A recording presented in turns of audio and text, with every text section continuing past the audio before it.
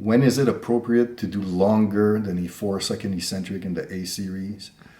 Well, so it depends on your periodization model, but technically speaking, after like maybe 6 months of like standard training at 40x0, depending on who you're training, then you could start introducing like low-level eccentric type methods. For example, eccentrics on the last set only, or the concentric eccentric combo, like the 6+2 method, or the 5+2 or 4+2, where you're doing like 5 reps, like 5 RM, 5 reps with your 5 RM with a 40x0 tempo, and then you do 2 eccentric reps only of 8 seconds. The partner lifts it back up, you do another 8 seconds. And then you have extended eccentrics, where basically you're just purposely slowing down the eccentric even longer for, like, let's say 6-0x0 tempo, 8-0x0 tempo, or 10-0x0 tempo. So these are all sub-maximal eccentric methods. So those you can safely introduce a little bit earlier in the training, during phases in which you are typically or purposefully challenging the eccentric components. It shouldn't be every phase. Generally speaking, for me, it might be once every 4 phase, and then you use it on key exercises, and the higher your training level, the more exercises you can introduce it to. But now when it comes to supramaximal eccentrics, so eccentric contractions that demands higher than your 1 RM, well, this you need at least 1.5 to 2 years of solid training background before you introduce this. But then it's the same thing. You were only to introduce them in your purposely eccentric based phase on a few exercises. And when you start, you would also do less sets than usual, because the trauma of supramaximal eccentrics on the muscle structure is way higher. Okay, so you have to be careful with those. But for the most part, most of the year, the typical 40x0 is just like your good tempo. The differences between programming for hypertrophy or functional hypertrophy.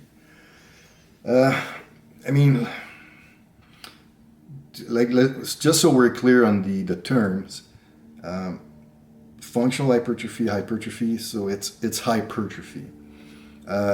What makes your hypertrophy functional or not has not much to do with sarcoplasmic or myofibrillar hypertrophy. It has more to do with your ability to recruit newly found muscle mass. This is what makes your hypertrophy functional.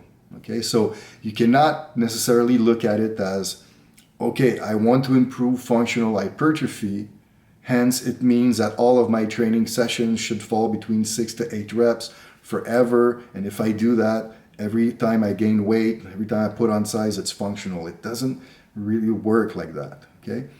Nor does it mean that if you do a phase of 10 or 12 reps, then you're just creating sarcoplasmic hypertrophy and you're growing bigger and you're not getting stronger, okay? Again, it doesn't really work like that. Now, to go more towards the question,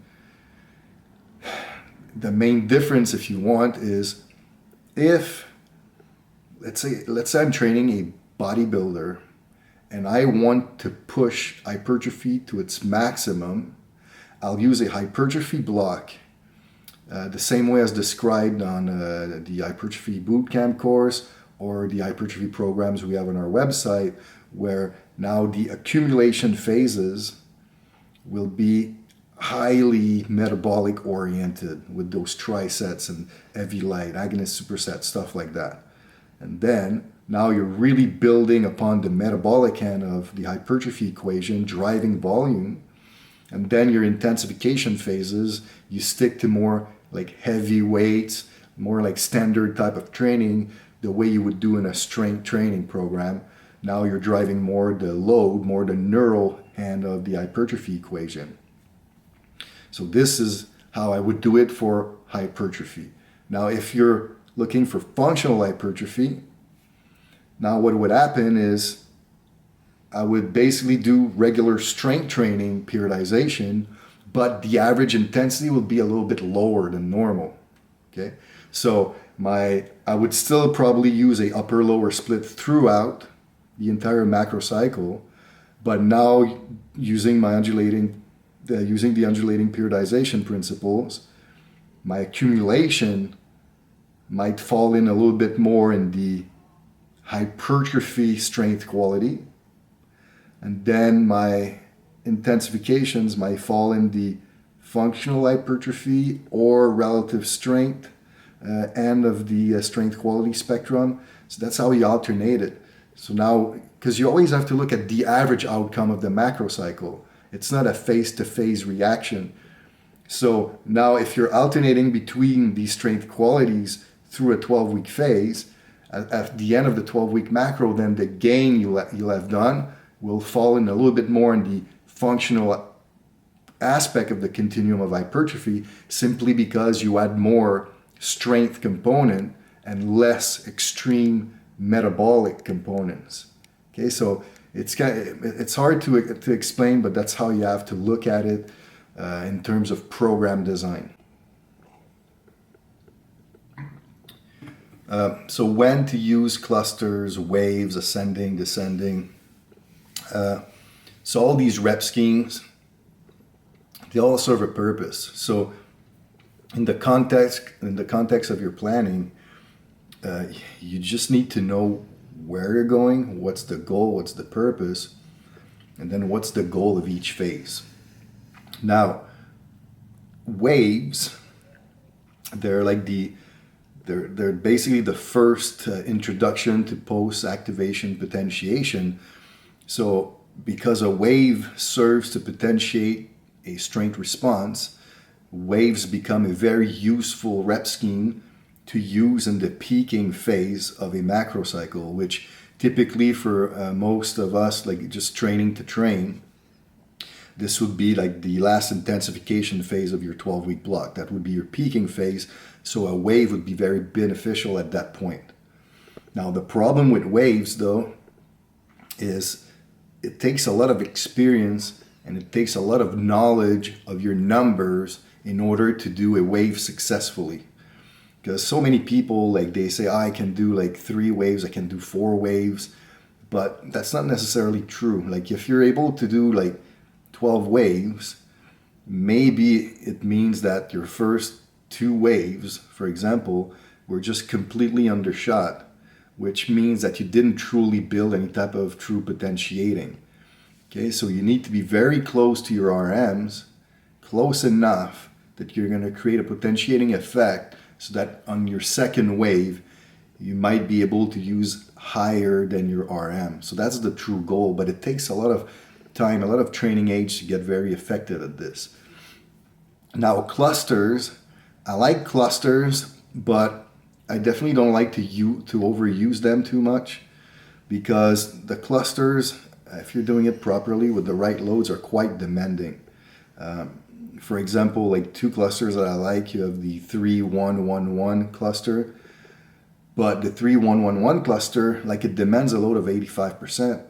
Now, 85%, typically you'll do 5 reps, but here you're asked to do 6 reps. So you're doing more volume of work at a high intensity, which means that on the recovery curve, it drops a little lower than usual.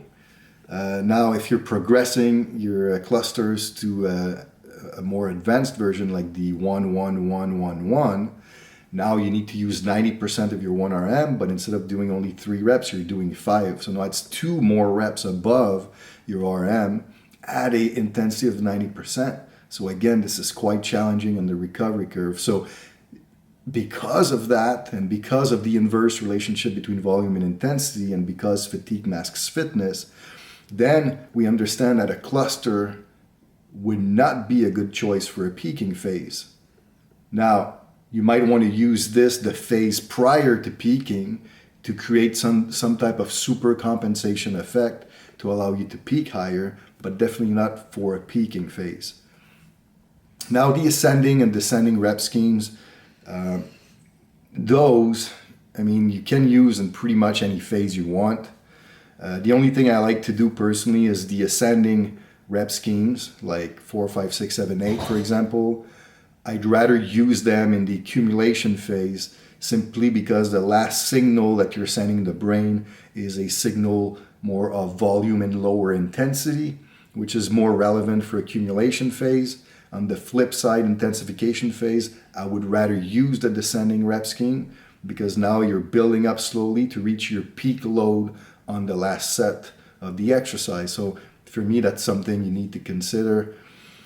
But my favorite rep scheme by far are stage descending rep schemes like 6, 6, 4, 4, 2, 2, 7, 7, 5, 5, 3, 3. So those types of rep schemes, love them. They're very good basically at any point in time, but they're especially good for your peaking phase. Even more so if you're not at the level to do a wave like optimally.